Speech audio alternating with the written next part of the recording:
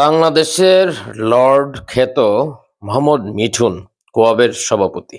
তিনি বলেছেন আগামী কালের যে প্রথম ম্যাচ বিপিএল এর আগে যদি এম নাজমুল হোসাইনকে রিজাইন না করা হয়, তাকে যদি পদত্যাগ করতে বাধ্য করা না হয়, যদি সে পদত্যাগ না করে, তাহলে তারা কোনো ধরনের ক্রিকেট খেলবেন না। দেখেন, এম নাজমুল হোসেনকে যারা ক্রিকেট ফলো করে তারা নিশ্চয়ই তাকে চিনবে না বা চিনে না, বিষয়টা এরকম না। তামিম ইকবালকে উল্লেখ করে অথবা তামিম ইকবালকে লক্ষ্য করে ভারতীয় দালাল বলেছে। দেখেন, আমার কাছে মনে হয় পার্সোনালি যদি আমি বলি, তামিমের কথা বলার ধরন টাইমিং এ ভুল আছে। যে সময়ে বাংলাদেশ এবং ভারত খেলা চলছে, সেই ক্ষেত্রে আপনি ভারতের বা আইসিসির প্রেক্ষাপট সাপোর্ট করে কোনো ধরনের কথা বলতে পারেন না। অলরেডি বাংলাদেশ এবং বাংলাদেশের ক্রিকেট বোর্ড ভারত এবং আইসিসির বিপক্ষে স্ট্যান্ড নিয়েছে। এখানে মান সম্মানের বিষয়। সেইখানে আপনি আইসা ৯০-৯৫ কথা বলেন এবং এটা ভুল কথা বলেছেন। ভুল, এত না। হিসাবে পরে অনেকে হিসাব করেছে। এখন দেখেন, এতটুক পর্যন্ত তামিম ইকবালকে দালাল বলেছে, সোশ্যাল মিডিয়ায় দালাল বলেছে, ইটস ওকে। এবং সবাই কিন্তু এম নাজমুল হোসাইনের পক্ষে।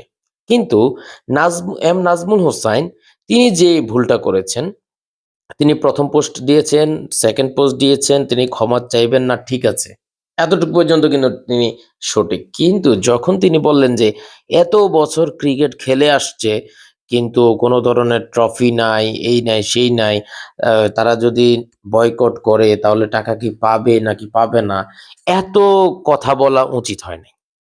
এই জায়গাটায় অবশ্যই কথা বলা উচিত হয় নাই। এই জায়গায় তাকে রিজাইন যদি নাও করে, তাকে প্রকাশ্যে ক্ষমা চাওয়া উচিত, শুধুমাত্র এই টপিকসে।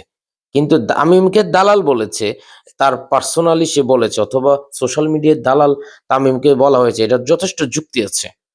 কিন্তু এই এম জুলাই হোসেন যেটা বলেছে শেষের দিকে এসে, দেখেন, এশিয়া কাপে বাংলাদেশ ২টা এশিয়া কাপ জিততে পারতো। তারপরে চ্যাম্পিয়ন্স ট্রফিতে সেমিফাইনাল খেলেছে।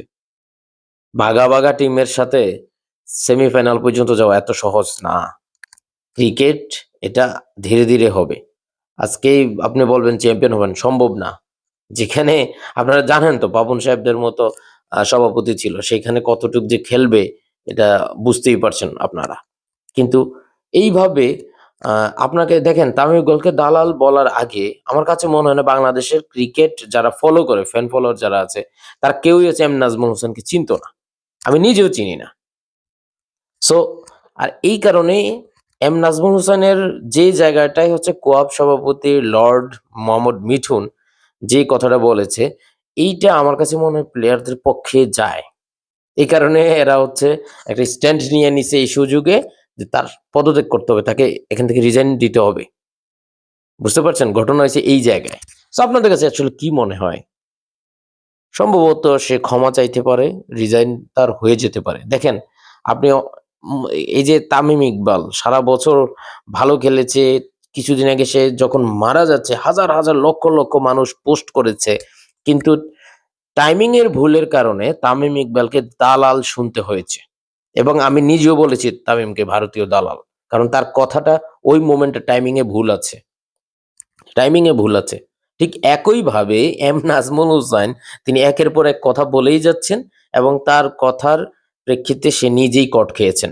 আমার কাছে মনে হয় তামিম ইকবাল যে এরকম ভারতীয় দালাল শুনেছেন, ঠিক একইভাবে তার এখন আহ, অবশ্যই পদত্যাগ করা উচিত।